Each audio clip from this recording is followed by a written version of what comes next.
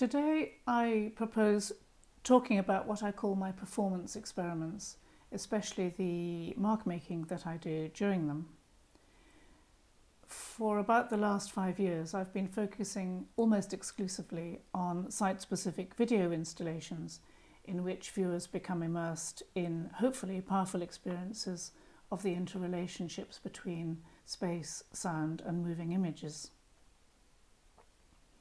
But I've been wanting to extend and even undermine the boundaries of this conventional and well-established mode of expression, also to recover and restore the more open, fluid and provisional modes of expression that I'd been doing earlier, to introduce a greater degree of instability and to recover a simple practice of drawing marks on paper or any surface.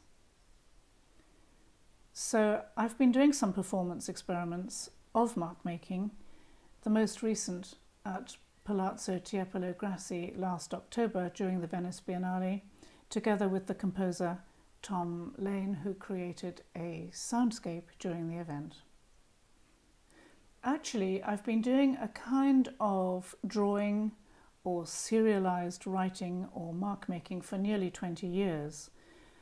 And this began a few days after my husband died, and at the time it felt as if I was writing to him in an abstract language using a form of communication beyond words.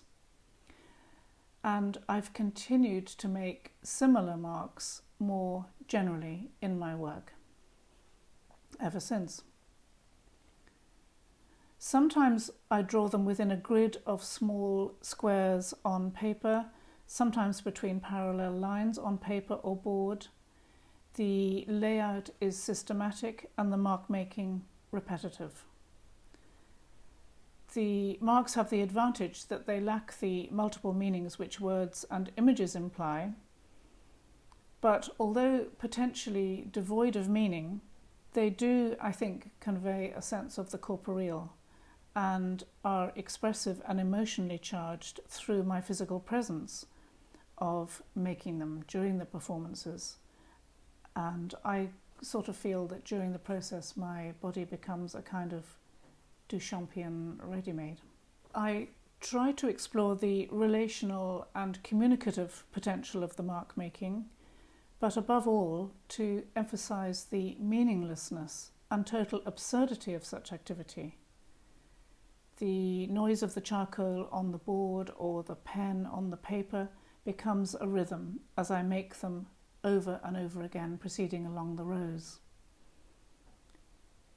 Each repetition is an altered version of that which it repeats, and this calls to mind Deleuze's conception of repetition as an active force in a vast array of categories, producing difference, and his discussion of Nietzsche's concept of the eternal return as the power of beginning and beginning again.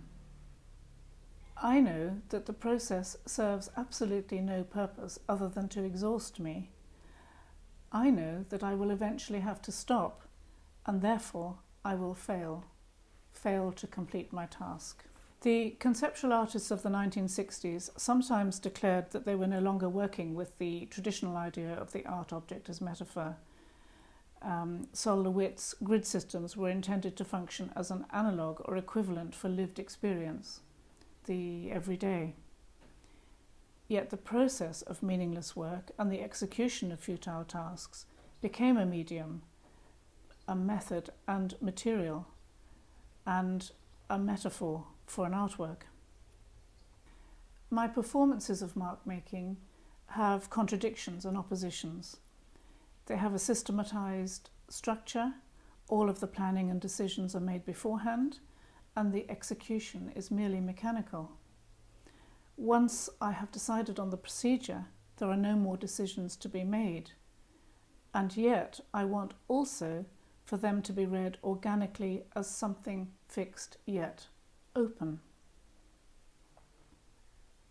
Another element is the human instinct to order space, mark time, mark the world. My work is about mourning, loss and memory. And in my video performances, I depict a widow disorientated by the fog of grief.